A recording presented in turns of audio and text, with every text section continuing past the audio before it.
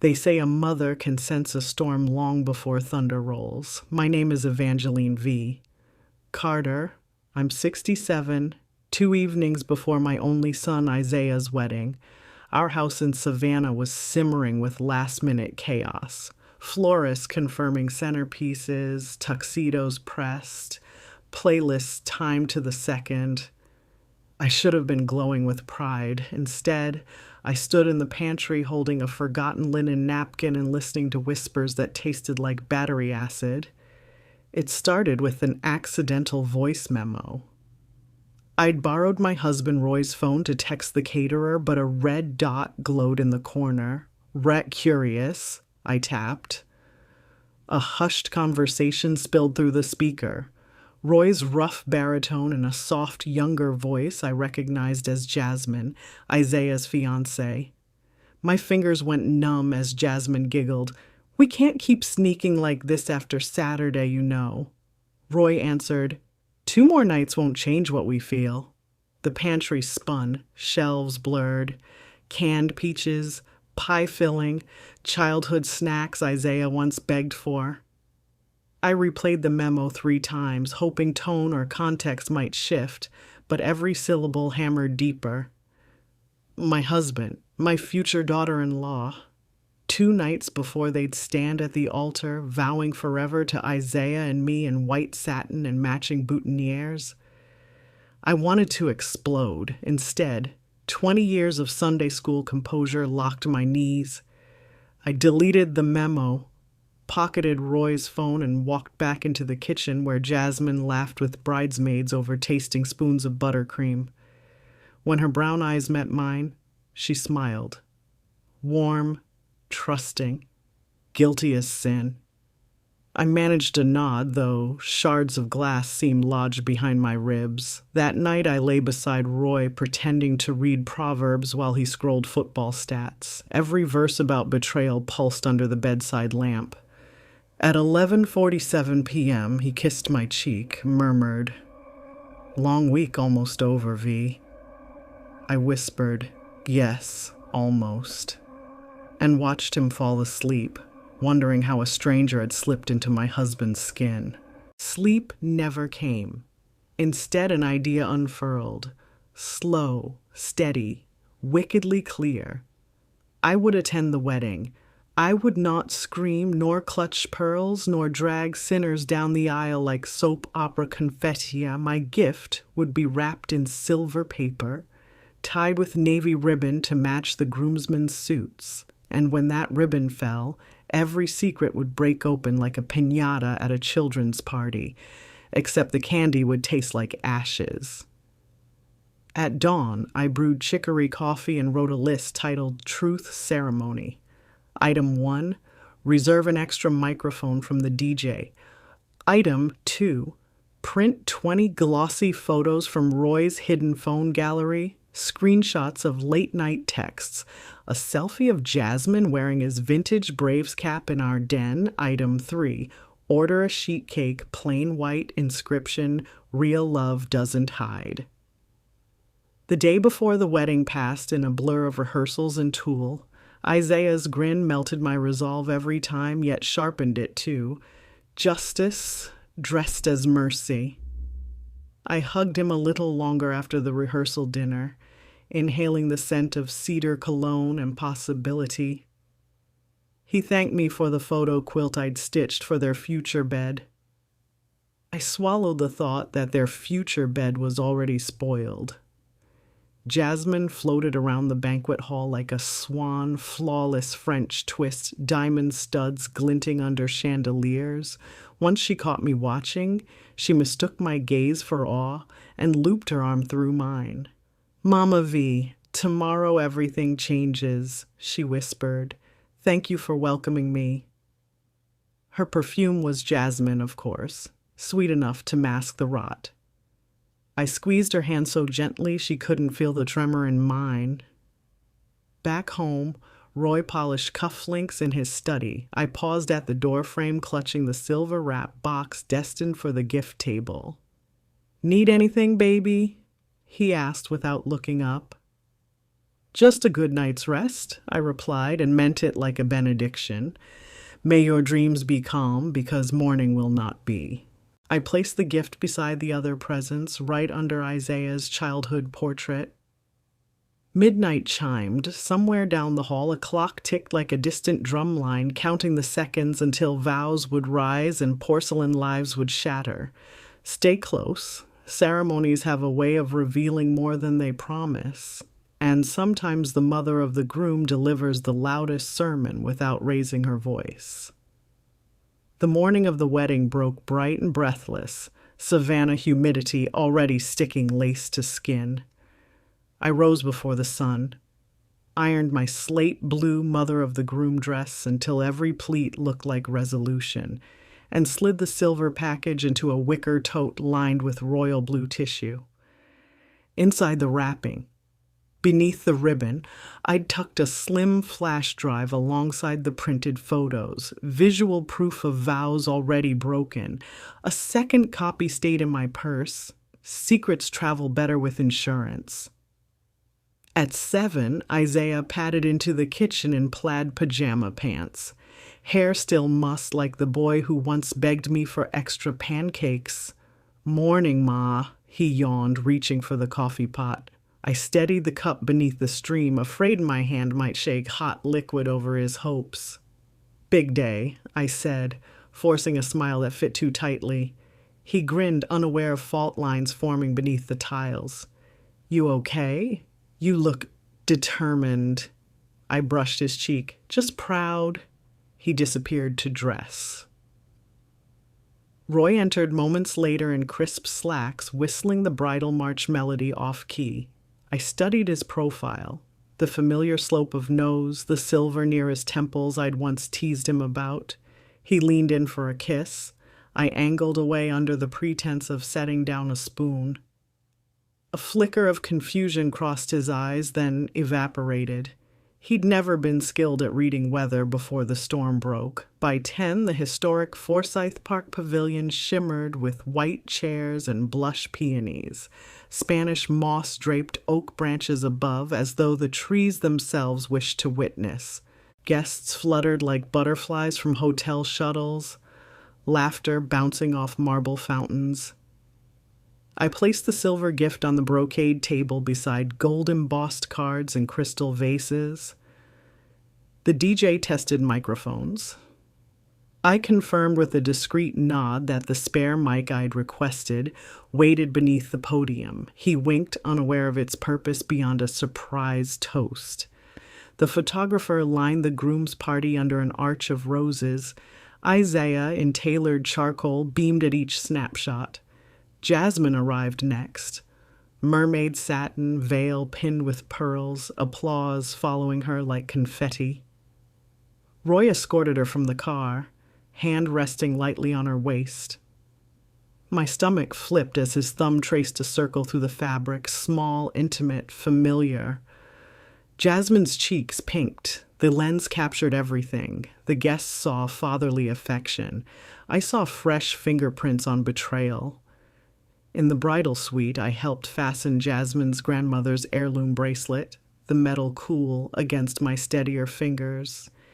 She caught my reflection in the vanity mirror. "Thank you for loving me like a real mother," she whispered. For an instant, guilt snagged me, sharp as a pin. Then I remembered Isaiah's first heartbreak at 15. Jasmine's betrayal would dwarf cafeteria gossip. Truth, no matter how jagged, would hurt less than a lifetime of lies. Minutes before the processional, thunder grumbled beyond clear skies, Savannah's summer habit of warning without rain. Jasmine took her place behind the French doors, oblivious. I claimed a seat in the front row beside Roy, who squeezed my gloved hand as the string quartet struck the first chord. My glove hid the micro recorder switch to on, capturing every breath. Isaiah appeared at the altar, eyes shining. When the doors opened and Jasmine glided down the aisle on Roy's arm, a collective sigh rose from the pews. She reached Isaiah, kissed Roy's cheek, and placed her hand in my son's. I held my breath as the officiant welcomed everyone to witness a covenant built on love and honesty. The ceremony unfolded like scripted grace, readings from Corinthians, a soloist's tremulous Ave Maria. My pulse marched faster at each vow, forsaking all others, spoken with voices so clear only I seemed to hear the echo of that pantry recording. Jasmine slipped the ring onto Isaiah's finger. Roy beamed. Guests rose in applause as they were pronounced husband and wife. Cameras flashed. Doves released, and I rose too, smoothing my gown. Showtime waited at the reception. Cocktail hour filled the ballroom with clinking glasses and low jazz. I accepted congratulations, laughter brittle as sponge sugar. When the wedding planner tapped her mic for speeches, I positioned myself near the podium, silver package now cradled in my arms. Roy's brow furrowed, but he said nothing. Best man spoke first, stories of college pranks. Maid of honor followed with tear-laced memories. Then the planner announced, "And now, a few words from our radiant groom's mother, Mrs. Evangeline Carter." Jasmine clasped her hands, smiling. Isaiah gave me a thumbs up. I stepped forward, heart steady. I thanked guests, praised vendors, traced Isaiah's childhood from tree climber to surgeon in training. Laughter softened the room, then my tone gentled. "A gift," I said, lifting the silver box. Ribbon catching chandelier light. A blessing for truth, the strongest foundation a marriage can claim. I untied the navy bow. Tissue rustled. From the box I withdrew a small frame. Jasmine wearing Roy's Braves cap, her lips inches from his. Gasps scattered like glass on marble. I placed the frame on the podium and clicked the flash drive remote. Screens behind the head table flickered alive. Phone screenshots, time-stamped messages, the recorded whisper of 2 more nights. Silence thickened, broken only by the projector's hum. Isaiah's face drained, confusion sliding to horror. Jasmine's bouquet slipped from her fingers. Roy half stood, eyes pleading, but guilt tethered him to the chair. I spoke softly, each word deliberate. Secrets cannot live where vows are spoken. My son deserves a life built on something sturdier than silence. No one moved. Somewhere a champagne flute toppled, liquid pooling like molten gold. I set the microphone down, left the box gaping, and walked out through a side door into glaring afternoon sun. Behind me, voices erupted. Jasmine's muffled sob, Isaiah's cracked "Dad," but the oak-lined path ahead promised air enough to breathe. Consequences were already unfolding inside. I wouldn't watch. Storms, once summoned, finished their work without an audience. Yet even as I stepped into light, a question curled inside me like smoke. Would truth heal or only burn? I didn't know. Only that some fires must be set before new seeds can root. And inside that ballroom, everything combustible had just met the match. The clatter of shattered expectations echoed behind me as I crossed the manicured lawn, heels sinking slightly into soft sod. A humid breeze stirred Spanish moss overhead, lacing sunlight with ghostly ribbons. Somewhere near the fountain, guests murmured in stunned clusters. Others pulled out phones, taps, and swipes, filling the hush that follows a lightning strike. My palms tingled, half from adrenaline, half from the lingering weight of the silver box I just emptied. I paused under a live oak and steadied my breath. Delivering the truth had felt surgical. Swift incision, no anesthesia, but even a clean cut leaves raw edges. In the distance, the reception hall doors flew open. Roy emerged first, tie askew, searching. When he spotted me beyond the hedge, he jogged over, shoes scuffing gravel. "V, what have you done?" His voice trembled with equal parts anger and disbelief, as though proof displayed on 14-foot projection screens still begged explanation. I kept my gaze level. "The question is what you did, Roy. I only changed the venue from secrecy to daylight." He opened his mouth, closed it, then ran a hand through silvered hair. Up close, the lines in his face looked deeper than yesterday. "I won't defend the indefensible," he whispered, "but why like this? Isaiah, he's devastated. Devastation born of deceit is gift-wrapped mercy," I said, surprising myself with the steadiness of my tone. Better a broken heart now than a rotting marriage later. Behind Roy, 2 bridesmaids shepherded guests toward the parking lot. Champagne had lost its allure. The DJ's speakers still murmured soft jazz, ironic soundtrack to scorched earth. Roy followed my eyes. "Put the fire out, Evangeline. Talk to Isaiah. Let us fix it privately." "Privately?" I almost laughed. "You forfeited privacy in a pantry when you pressed record instead of conscience." A hush fell between us, thick as the humidity. Somewhere inside, glass shattered. Perhaps a centerpiece meeting a frustrated fist. Roy flinched. "Jasmine's begging Isaiah to forgive her," he muttered. "He can't even look at her." "He doesn't have to decide today," I replied, "only to know the truth has allies." Roy took a step forward as if to embrace me, then thought better. "I've lost you, haven't I?" "You've lost yourself," I nearly said, but pain was already carving deep enough. "I need space," was all I offered. His shoulders slumped. Without another word, he turned back toward the hall, a man drafted to his own reckoning. While chaos spread inside, I circled the fountain, skirts brushing dewy grass. A figure sat alone on the marble ledge. Isaiah, jacket discarded, bow tie undone. He held Jasmine's bridal bouquet like a foreign object, white roses bruised where his grip tightened. I tucked my gloves into my clutch and approached quietly. He didn't lift his head. "Mom, how long have you known?" "Since 2 nights ago?" A breath shuddered out of him. "And you kept it?" "I needed proof first," I said, lowering myself beside him. "I couldn't wound you with suspicion." Tears pooled in his amber eyes, the same eyes that once pleaded for extra bedtime stories. "It feels like my chest is caving in," he whispered. "Dad, Jasmine, both." I placed a hand over his, bouquet crushed between. Pain tells the truth about what matters. Let it speak, but not dictate. He stared at the water where koi glided untroubled, then asked the question every betrayed heart eventually voices. "What do I do now?"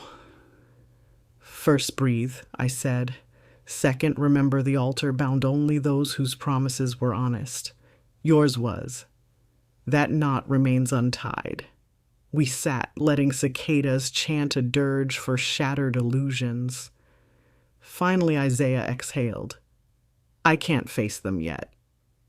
"No one says you must. Your path goes forward, not back inside that hall." A subtle vibration buzzed in my wrist, my watch reminding me the limo scheduled for a grand exit would arrive in 5 minutes. I silenced it. Grand exits had already happened. Behind us, Jasmine stepped through French doors, veil hanging askew, mascara tracing twin rivers down her cheeks. She spotted Isaiah and froze. For a moment, the world held its breath again. He saw her, anguish flickering, then turned away. Jasmine's shoulders sagged. She set the rings box on a table and retreated inside. Decision made without words. An hour later, the venue stood nearly deserted. Catering staff boxed untouched salmon fillets. Florists dismantled arches. I signed paperwork for damages, projector bulbs, a broken champagne tower, while the coordinator avoided my eyes. The cost felt trivial measured against foreclosure of deceit. Isaiah rode home with me in my Buick, Silence our seatmate. When moss-laden streets blurred past, he spoke. "Mom, thank you. I don't know how long healing takes." "It takes as long as honesty needs," I said, "which is exactly as long as you grant it." Back at the house, he disappeared into his childhood room, still lined with high school trophies. I stood in the doorway a moment, offering presents without pressure, then left him to sleep amid relics of simpler victories.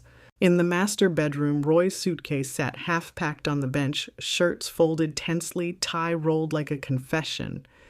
A note rested atop, V, staying at the Riverfront Inn. I'll respect whatever space you need. I'm sorry it's too small, but it's a beginning. Roy. I closed the suitcase, left the note. Forgiveness is a language I still speak, but translation requires time. The house settled into midnight hush, ceiling fan tick-ticking like a metronome for new tempo. Outside, the moon climbed steady, washing the magnolia in silver. Blossoms open, unashamed, fragrant even in darkness. Tomorrow, debts of shattered vows would still demand payment, but tonight, the ledger of truth balanced. Lies exposed, hearts bleeding yet alive, the future free to rebuild on ground cleared by fire.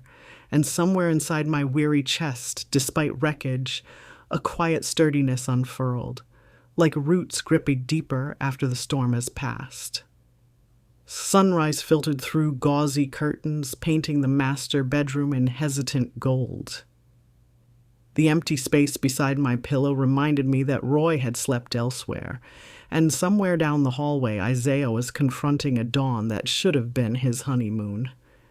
I brewed chicory coffee, 2 mugs, habit stronger than circumstance, then poured only one. The second cup cooled, unclaimed. A soft knock startled me. Isaiah appeared in joggers, eyes puffy yet resolute. I called the church, he said, voice rough. Told Reverend Muldoon there will be no marriage license to file. He stared into his untouched mug. He prayed for discernment after detonation. Seemed fitting. I handed him an envelope, the caterer's final invoice. Paid in full, I said. They boxed everything, freezers stocked for months. A corner of his mouth twitched, the first hint of humor since the implosion. Guess heartbreak comes with meal prep. Doorbell rang. Through etched glass I saw Roy on the porch, suit jacket draped over one arm, Riverfront Hotel keycard in the other. Behind him stood Jasmine, eyes swollen behind smeared eyeliner. They hadn't arrived together. Her Uber idled at the curb, but catastrophe had a way of syncing timetables.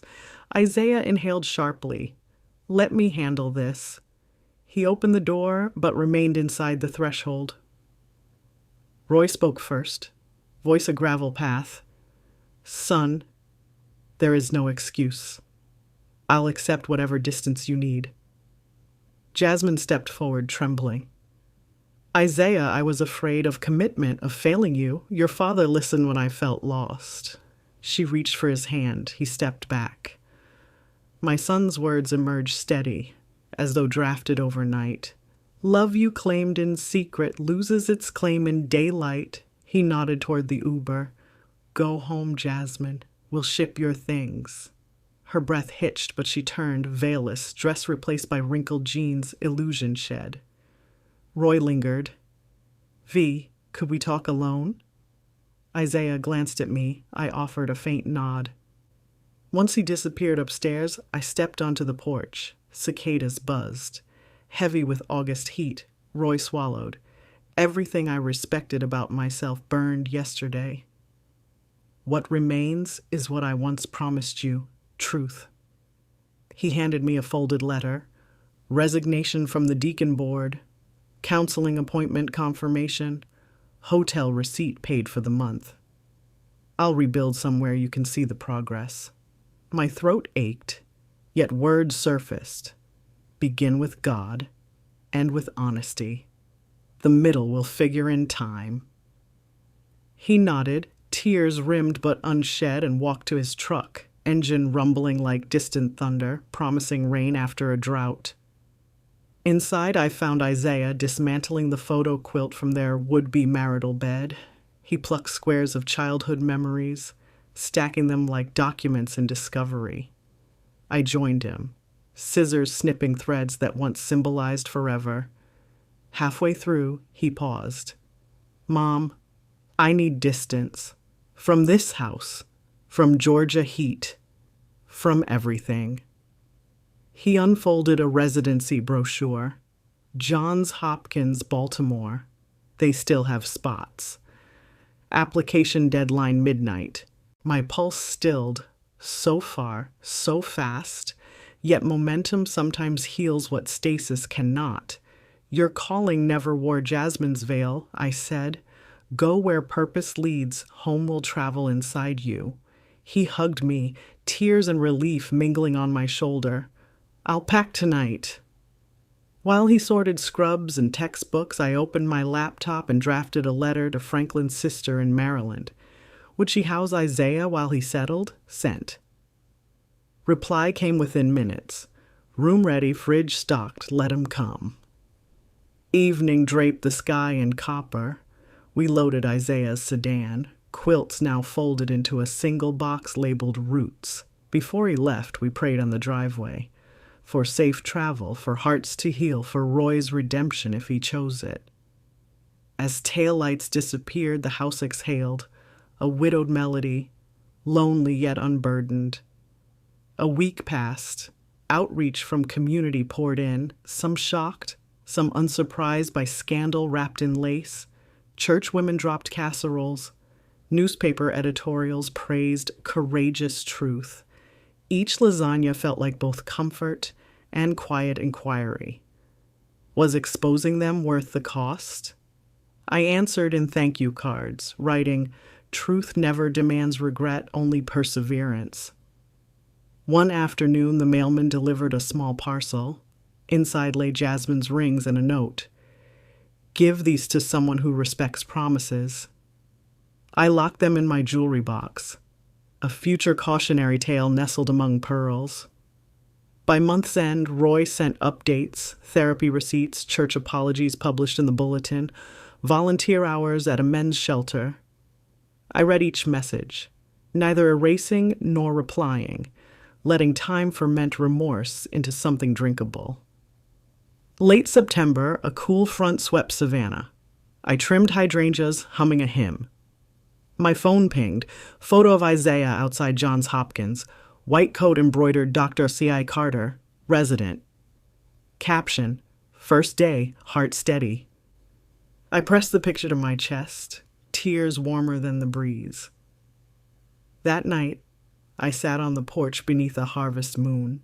The silver gift box, salvaged from reception wreckage, now held seed packets, zinnias, marigolds, forget-me-nots, symbols of beginnings that bloom only after ground is turned.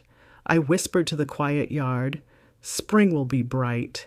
And though echoes of that fateful ceremony still lingered, they hung like chimes, reminding, not haunting. Betrayal had scorched the garden, but charred soil grows boldest blooms. I closed my eyes, breathing in night jasmine blooming honest under starlight, and knew the next chapter would smell of resilience. October slid into Savannah like a whispered apology. Cool mornings, pecan shells crunching underfoot. I filled my days with small rituals, pruning camellias, answering Isaiah's late-night texts from Baltimore, found the best crab roll spot, wish you could taste it. But quiet hours are porous, memories seep through. Roy's letters arrived weekly now. Longhand on lined paper, ink blotted where he wrestled sentences. I read each one on the porch, then tucked them into a cedar box Franklin once carved, unsure which future they belonged to. One damp Tuesday, I drove to the Riverfront Inn, intent on delivering Roy a parcel of winter shirts. The lobby smelled of citrus detergent and loneliness. When I knocked, he opened the door in sweats, eyes rimmed with the honest exhaustion of a man excavating his own fault lines. We sat across the small table. I slid the shirts forward. Fall's coming, I said. He studied the flannel, then me. V, I joined a men's accountability group. They meet Tuesdays at St. Luke's after work. Talk about truth before coffee goes cold. He gestured at a folder of worksheets. Step 4. Make an amends. I traced the embossed heading. Heart taut. Healing isn't linear, I murmured. Some days backslide. He nodded. I dream of that reception. How Isaiah's face collapsed. Waking feels worse. His voice cracked. Raw remorse felt heavier than past anger. Just then a knock rattled the door. Roy stiffened. I opened it. Jasmine stood there, hair chopped to shoulder length, mascara absent, vulnerability startling. Pastor Muldoon said Roy might help me find you, she said to me. May I speak? Her voice trembled like a cello string plucked off key. I stepped aside. She clutched a manila envelope. Receipts, she whispered. Airbnb confirmations, dinners, late-night ride shares. Everything leading up to my mistake. She met my gaze. I can't undo it, Mrs. Carter, but I can keep lies from blooming again. She offered the envelope. Show Isaiah if you think it helps, and she rummaged in her tote, producing a battered leather journal. Roy, these are your texts. I will testify you never promised to leave your marriage. It was my fantasy. Her voice splintered. I'm moving to Seattle, my aunt's. New start. Tears shone, but she let them fall. Please tell Isaiah I'm sorry. After she left, Roy sank onto the bed, hands over eyes. She's half our age, V. How did I drift so far? Silence filled the room. I stood, feeling the gravity of years, building a life, then watching part of it ash. Finally, I spoke, quietly but without cushioning. Adultery isn't rooted in youth, Roy. It's watered by neglect and secrecy. Tend either early, or weeds claim the garden. He lifted his face, tears carving valleys. I want to tend, V. Even if the garden isn't ours again, just let me weed my side. I gathered the shirts, the envelope, and left without answer, letting decision rest where discernment still brewed. 3 nights later, the church fellowship hall buzzed like a beehive as the women's committee prepped for the harvest auction. I'd volunteered a quilt stitched from vintage hymnals. Miss Ida May donated lemon verbena jam. Gossip offered its own currency between tables. When word spread that Jasmine had left town, speculation sparked. Was she pregnant? Headed to rehab? I intercepted rumors with a soft, let's pray instead of predict, then refilled coffee urns. Mid-setup, Pastor Muldoon beckoned me to his office. Roy sat there, palms pressed together. The pastor cleared his throat. Evangeline, Roy wishes to confess publicly before Sunday service, renounce his deaconship, request restoration protocol. Church bylaws were clear yet rarely invoked. A fallen leader could seek a year of monitored service, yard work, community outreach, before reapplying for office. Roy's voice was small. I won't ask your permission, just your awareness, and one personal amends, here and now. He produced a velvet box. Inside, my original engagement ring, emerald-chipped, gold band thin from decades of wear. He'd had it restored, stone reset. I pawned it 3 years ago, when Isaiah's tuition overran. You never knew. Today I bought it back. He slid it across the desk, symbol of what I broke and what I hope one day to mend. I traced the gleaming prongs, emotions nodded. Thank you, I said, voice barely above a breath. I slipped the ring into my purse. Forgiveness, I knew, was a long-haul crop, planted in winter, harvested slowly. Still, seeds had to be pressed into soil before anything green could rise. Sunday came. Pews overflowed. Roy stood at the pulpit, confession shaking the rafters more than any sermon. He named sin without euphemism, asked for accountability, then stepped down to front row. No applause, just solemn nods. After service, elderly Mr. Watkins pressed Roy's shoulder.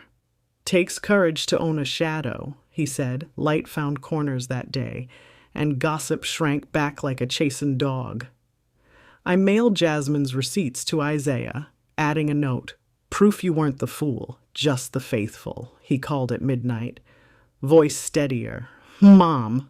I deleted her number. "Clinical rotations keep me busy. Each day stings less." He laughed softly. "Baltimore crab rolls help." Late October painted maple leaves rust. I met Roy weekly at St. Luke's Community Garden, where his accountability group pulled weeds and planted collards for the shelter. We worked rows in silence first, then tentative conversation. Regret became mulch. Humility sprouted shoots. One Wednesday he paused, dirt on his brow. "I'll wait as long as it takes, V." I handed him water, neither accepting nor refusing. Time alone would harvest the verdict. December's first frost glazed Savannah rooftops when an envelope stamped Johns Hopkins arrived. Inside, Isaiah's semester evaluation. Exemplary clinical acumen exceeds expectations. I pinned it to the fridge with a magnolia magnet. Minutes later, the phone rang. Isaiah again, elation crackling through 5G. "Mom, holiday break starts on the 20th. I think the house can stand one more Carter." I hid my grin. "Only if you bring crab rolls." He laughed, promising to board the earliest flight. As I hung up, my gaze drifted to the cedar box holding Roy's letters. I had yet to reply. Decision stirred like embers awaiting breath. At the garden that afternoon, Roy knelt, pruners snipping collard stalks, winter sun haloed his shoulders. I cleared my throat. "Isaiah's coming home for Christmas." He straightened, eyes searching mine. "Will he let me apologize?" I thought of Isaiah's bruised spirit, healing but tender. That's his choice, but he values honest work. I gestured at the thriving rose. "Show him this table's fruit. Words will follow." On December 20th, airport chatter swelled as Isaiah descended the escalator, duffel slung over one shoulder, white coat peeking from the zipper. We embraced, tears mingling with laughter. He smelled of antiseptic and cold air, evidence of battles fought and won. Driving home, we passed St. Luke's Garden, now strung with twinkle lights. Volunteers ladled soup to a line of guests. Roy among them, apron dusted with flour. Isaiah stiffened. I braked. "Want to stop?" He swallowed. "Yeah." Roy looked up as we approached. Ladle mid-pour. For a moment, none of us moved. Then Isaiah stepped forward. "I heard you're feeding half the county," he said. Roy managed a smile. "Trying to." An awkward beat. Then Isaiah reached for the ladle. "Teach me." Steam curled into the cold dusk as father and son served strangers side by side, words scarce, meaning enough. Later at home, Isaiah unpacked gifts. Baltimore spice mix, hospital coffee mug, a tiny crab plush for my dashboard. Over cocoa, he asked about Roy. I recounted the confession, the garden, the ring. He listened, swirling cinnamon foam. "Trust is a muscle," he said finally.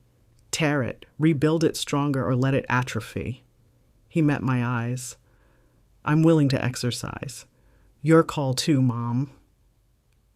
That night I opened the cedar box, selected Roy's latest letter. It spoke of winter lettuce ready for harvest, of therapy milestones, of a Christmas Eve candlelight service he might attend alone unless welcomed elsewhere. I uncapped a pen, heart steady, and wrote 2 words beneath, "Come home." Christmas Eve draped the city in hush broken only by carols drifting from storefront speakers. I set a table of simple grace. Roasted pecans, collards from St. Luke's, a modest ham. Isaiah arranged candles along the mantel. Their glow flickered like tentative hope. At 6, headlights swept the drive. Roy climbed out, clutching a pie tin and a tentative smile. Inside, he paused under the doorway garland. Isaiah approached first. They exchanged an awkward half-hug that melted into a real one. Tears glimmered, but neither wiped them away. Roy offered the pie. Pecan sweet cream, Ida May supervised. I placed it beside the ham, heart swelling with gratitude and caution intertwined. Dinner began with silent forks until Isaiah cleared his throat. Dad, Mom showed me your letters. Roy's jaw twitched, but Isaiah continued. I'm learning hearts are organs and instruments. They bruise but can still play. Show up, keep rhythm. Roy's eyes glistened. He nodded, whispering, every day. After dessert, we moved to the porch. The December near was crisp. Stars pricked the velvet sky. Roy reached into his coat, producing a small envelope. Final honesty, he said, handing it to me. Inside lay the deed transfer for half of our property into a trust solely in my name, executed and notarized. Protection, he murmured. In case I fail again. I traced the raised notary seal, emotions swirling. Anger remembered, sorrow spent, gratitude budding. Trust can't be forced, I said, folding the paper, but bricks help rebuild walls. I slid the deed into my coat pocket. First step, not final verdict. Midnight approached. We dressed for candlelight service. Sanctuary pews glowed amber. Silent night hush punctuated by the choir's gentle prelude. As candles were lit, row by row, wax warmed my palm. The pastor spoke of Bethlehem's stable, truth-born in scandalous circumstance, shining despite betrayal. My eyes brimmed. Beside me, Roy's candle flickered, his free hand steady on Isaiah's shoulder. Back home, Isaiah excused himself to wrap last-minute gifts. Roy lingered in the foyer. If I asked to stay tonight, guest room only, would that dishonor boundaries? I inhaled the pine scent of the tree, the distant tick of the mantel clock. Boundaries hold when freely honored, I replied. Guest room door closes at 10. Upstairs, I unfolded Franklin's quilt, the squares Isaiah had once dismantled. I'd re-stitched them into a throw for the guest bed, mending seams with new thread.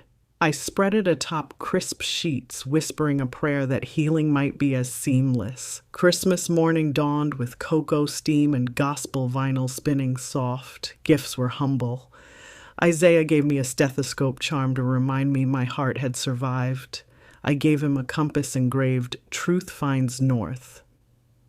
Roy's box held gardening gloves monogrammed with his initials, work still ahead. After breakfast, Isaiah packed for Baltimore. At the door, he hugged Roy once more. "Keep showing up," he said.